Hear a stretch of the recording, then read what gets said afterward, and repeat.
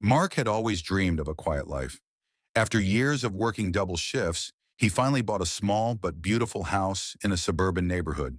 His kids played in the backyard, his wife tended her little garden, and Mark enjoyed the peace every morning with coffee on his porch. Neighbors greeted him warmly. To him, it finally felt like home. One sunny afternoon, a shiny black SUV stopped in front of Mark's house. Out stepped a tall woman, carrying a clipboard and dressed as if she worked for some official authority. She introduced herself confidently. "My name is Linda. I'm with the HOA Enforcement Board. We've reviewed your documents and found irregularities. This property is not fully yours. To stay here, you must pay a $5,000 fine immediately." Mark froze. HOA? There was no homeowners association in his neighborhood. "That must be a mistake," he replied firmly. "I bought this house legally. I have the deed, the papers, everything." But Linda smiled coldly. "If you don't pay, this property will be seized." The next morning, Mark found Linda's truck blocking his driveway. When he asked her to move, she laughed and said, "Illegal residents don't get privileges." Soon her group started spreading rumors among the neighbors. "Mark doesn't own this house. He's squatting. He forged his documents." Some neighbors, afraid of HOA fines, began to avoid him. Mark's children were bullied at school. His wife broke down in tears one evening. "Mark, what if we lose everything? What if she takes our home?" Mark clenched his fists. This is our home. No one is going to steal it from us." Determined, Mark dug through his files.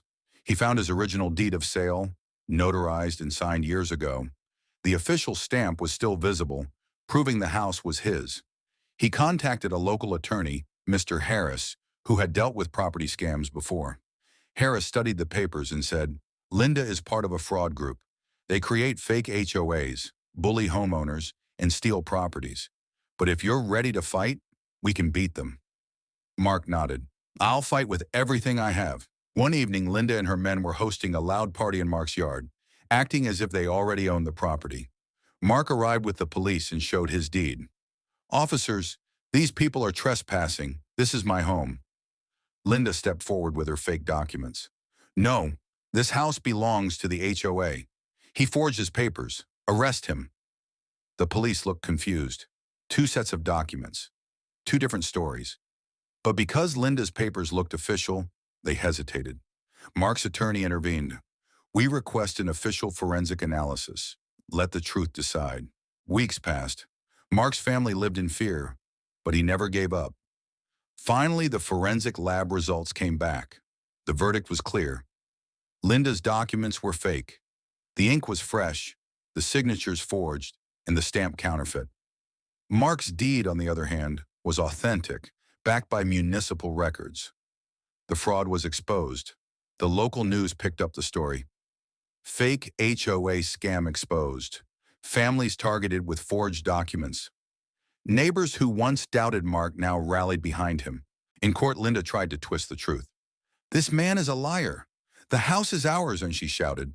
But Mark's attorney calmly laid down the evidence. The original deed, the municipal records, the forensic report. The judge leaned forward and declared, "The house legally belongs to Mark. Linda and her associates are guilty of fraud, forgery, and harassment. They are sentenced to prison." Linda's face turned pale as officers placed handcuffs on her wrists. Mark stepped outside the courthouse holding his wife's hand. His kids hugged him tightly. Tears rolled down his face. But this time, they were tears of relief. Neighbors shook his hand, apologizing for doubting him. Mark said softly, "Don't blame yourselves. Fraud preys on fear, but the truth always finds its way." Back at his porch with the American flag fluttering above his home, Mark looked into the camera and said, "They thought they could steal my home with lies. They thought forged papers could erase my life's work. But in America, the law may be slow. It may even hesitate, but it never turns a blind eye to the truth. Your home isn't just walls and bricks. It's your dignity, your family's safety, and your legacy. Protect it. Fight for it. Because in the end, truth always wins."